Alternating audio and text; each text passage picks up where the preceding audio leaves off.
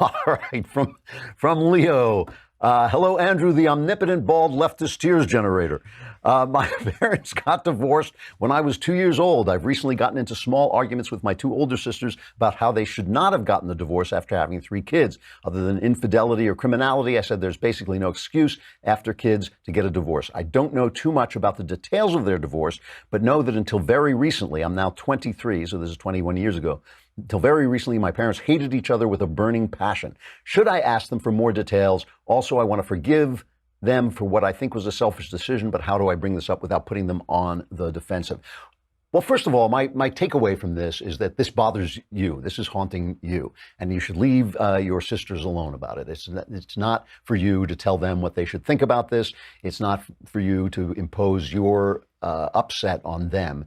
You have to deal with this and you have to expunge this from your life so you can move forward, because the divorce is over. That part of your life, your childhood, is over. It's now time for you to move forward into adulthood. I don't see anything wrong with sitting down with your parents and asking them, about what happened in this divorce. You don't want to pass judgment on them. You don't want to yell at them. You don't want to tell them, you think this and you think that, but you might listen to them and hear what their experience was.